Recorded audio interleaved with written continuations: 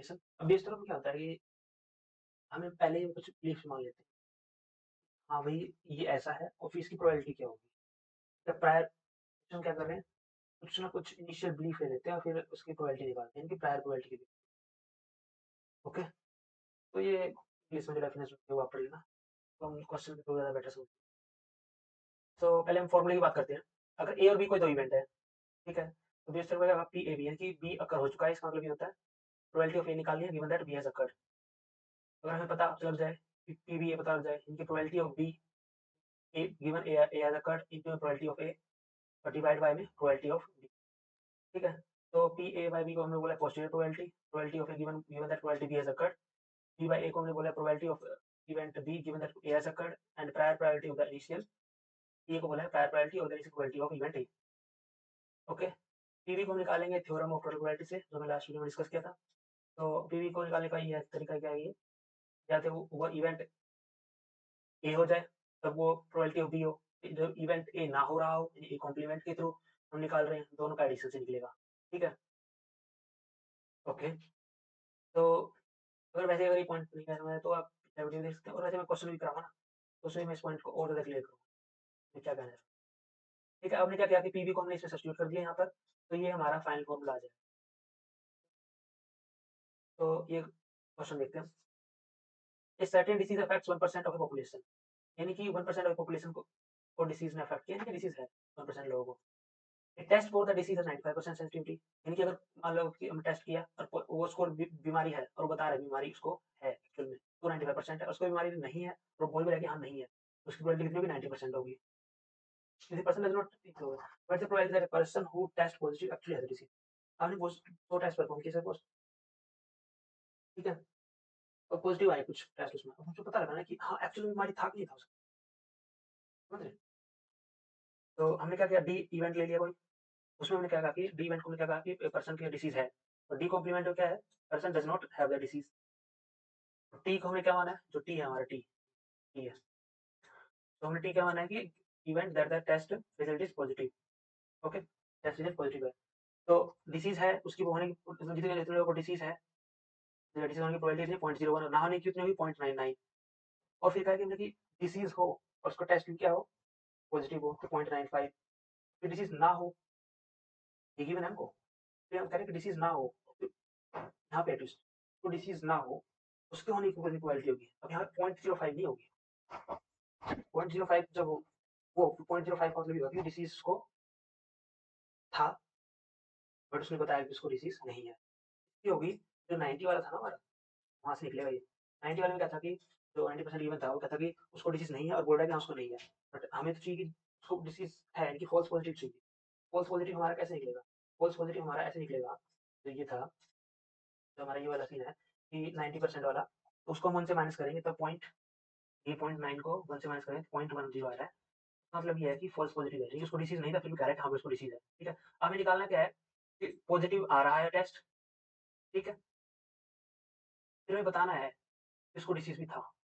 Probability that a person has the disease given the disease क्या है, disease है given ए positive test result, ठीक है, टेस्ट रिजल्ट पॉजिटिव है, फिर बताना है कि हाँ एक्चुअली उसको डिसीज था कि नहीं था, वो बताना है। तो ये हमारा फॉर्मूला है, इसको हम क्या पढ़ रहे हैं, इसको टेस्ट पॉजिटिव आया है और उसको डिसीज भी है, और इसको हम क्या पढ़ेंगे, डिसीज उसको है और उसका टेस्ट भी पॉजिटिव है, ठीक है। इसको मल्टीप्लाई करेंगे प्रोबेबिलिटी ऑफ द पर्सन, क्या प्रोबेबिलिटी है कि उसको डिसीज है, और डिवाइड बाय पीटी यानी कि टेस्ट पॉजिटिव है, ठीक है। तो अब देखते हैं, पीटी निकालना है हमको, तो टोटल ऑफ प्रोबेबिलिटीज निकल जाएगा, सारी वैल्यूज हमको गिवन है, ठीक है। 0.95% पीटी बाई डी गिवन है, डिसीज होने की प्रोबेबिलिटी में 1% गिवन है तो 0.01 हो गया, टी टी डी कॉम्प्लीमेंट हमने निकाला था 91 में से 0.9 माइनस करके 0.10 आया था, ठीक है। इंटू में ये डॉट जो है ये इंटू के लिए है, और ये वाला डॉट तो नीचे वाला ये मतलब डेसिमल के लिए, तो इन सबको जब हमने किया तो ये आया हमारे पास 0.1085, यानी कि 10 पॉइंट परसेंटेज में लेते 10.85। फिर हमने इसको बेस थ्योरम में पुट कर दी सारी वैल्यूज को, ये वैल्यू हमको गिवन थी, ये वैल्यू हमको गिवन थी, डिवाइड बाय पीटी कर दिया, तो आया 0.876, ठीक है, 8.67%, 8.76 परसेंटेज वो है पर्सन है तो पॉजिटिव हुआ और एक्चुअली में डिसीज भी था, ठीक है। अगर हम ऐसे ही करते, अगर इसको हम और भी तरीके से ये तो दिया था जिनको एक्चुअली पॉजिटिव था और डिसीज भी था, हम इसका उल्टा भी निकाल सकते हैं, पॉजिटिव आया और उनको डिसीज नहीं था उसके ऊपर, ठीक है। तो आप इस मतलब सेकंड केस अगर और थोड़ा सा और दूसरा कोई केस बनाना है इसी क्वेश्चन में, एक क्वेश्चन ये बन सकता है इसका। अगला क्वेश्चन है कि एक फैक्ट्री है उसमें 3 मशीन है M1 M2 M3, ठीक है, और that produce 20%, 30%, 50% of the total output. Total output में 20% जो मशीन M1 प्रोड्यूस करता है, ठीक है, और फिर अगर मैं बात करूँ M2 की तो M2 30% और M3 क्या करता है 50%। The defect rate for this machines are 5%, 3%, 2%, यानी कि मान लो 20% इसने जो बनाया ना उसका 5% क्या है इसका डिफेक्ट है, क्या 30% जो इसने बनाया है टोटल में से उसका 3% डिफेक्टिव है, 50% में जिसका 2% इसका डिफेक्टिव है M3 का। तो हमें बताना है कि हमने कोई भी आइटम को उठा लिया, ठीक है, तो वो डिफेक्टिव है। तो अभी बताना है कि वो जो डिफेक्टिव आइटम उन्होंने उठाया ना वो M1 का ही है, उसकी होने की प्रोबेबिलिटी कितनी होगी। तो हमने डी मान लिया कि हाँ, ये आइटम क्या है डिफेक्टिव है, M2 आइटम क्या डिफेक्टिव है, और M1 इवेंट वो मान लिया जिसकी हमने M1 मशीन M1 के द्वारा प्रोड्यूस किया गया है। M2 इवेंट हमने उसको माना जो मशीन M2 के द्वारा प्रोड्यूस किया गया है, और M3 इवेंट उसको माना जो कि मशीन M3 के द्वारा प्रोड्यूस किया गया है। फिर मैं बात कर रहा हूँ PM1 की जो कि 0.2 है, PM2 की जो कि 0.3 और PM3 की जो कि 0.5 है। अब हमने हमें कहा कि मशीन M1 से ही है और वो डिफेक्टेड भी है, ठीक है, उसकी प्रोबेबिलिटी कितनी है 0.05। हमें पहले से पता है कि मशीन M1 से है, फिर पता लगा रहे हैं कि डिफेक्टिव आइटम है कि नहीं है, उसकी प्रोबेबिलिटी 0.05। उसी तरह मशीन M2 का पहले से ही पता है, वो M2 का ही है, और फिर पता लगाना है कि आइटम डिफेक्टेड है या नहीं है, उसकी प्रोबेबिलिटी 0.05। ये मशीन M3 का ही है और वो डिफेक्टिव है या नहीं है, उसकी प्रोबेबिलिटी 0.02। अब हमें निकालना है कि डिफेक्टिव आइटम है पहले से पता है, ये पता लगाना है कि हाँ, ये डिफेक्टिव आइटम ना मशीन M1 का ही है। तो उसके लिए हमने ये फॉर्मूला लगा दिया कि M1 डी, ये हमको वैल्यू गिवन है, ये दोनों भी गिवन है, बस हमको ये नीचे वाला कैलकुलेट करना है।